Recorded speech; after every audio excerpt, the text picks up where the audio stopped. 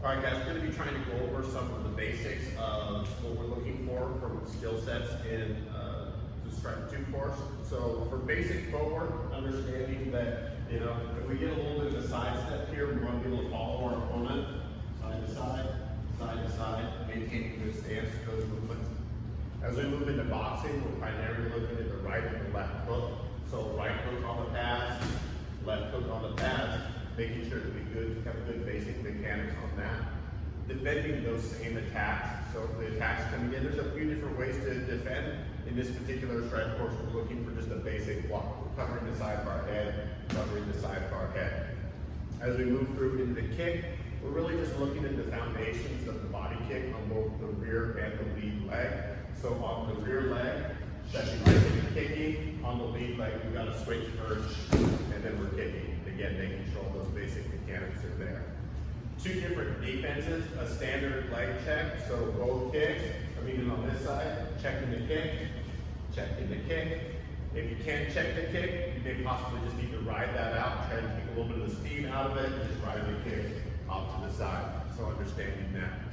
As we move down into the elbow, a number of different angles from the elbow, just the very most basic one is the side elbow. Elbow coming into the side, elbow coming into the side, also called the hook elbow or smash elbow. Knees, a little quick defense as I come in, just a lead arm pushed off to the chest, boom. Just cutting that off early, very preemptive defense. Then skip knees number 1 of 2, 2 will come up later. Number 1 from the clinch, B, B, B, B, good. So skip knees number 1. The T, only dealing with the defenses. Stripe 1, we covered the technique. Stripe 2, we're covering one of the defenses. Just a little bit of a scoop and outside step. So if I'm coming in with the rear leg, scoop to step out. If I'm coming in with the other leg, scoop to step out. And then finally getting into the clinch, looking at some basic humbling situation. If Andy's got inside position on me, I would like to be able to swim inside and get back that inside position, and then we're going to be jockeying back and forth through that.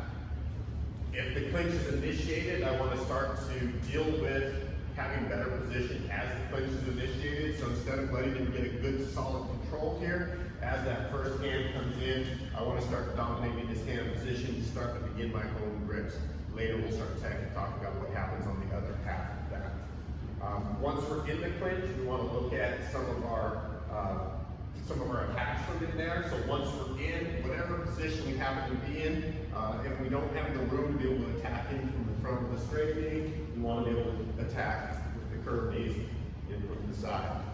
And then finally, the last thing would be just a little bit of arm positioning, understanding that when we're in the clinch, we don't always have this solid necktie grip. We may not even necessarily always want that. Sometimes we may have arm control from the inside. This can do a lot for steering, movement, and opening.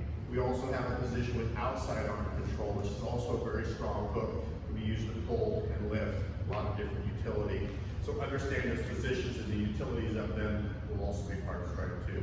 So that gives kind of a comprehensive basic instruction on what those things are, and then they'll have their own board broken down individual specifics inside their Stripe courses. So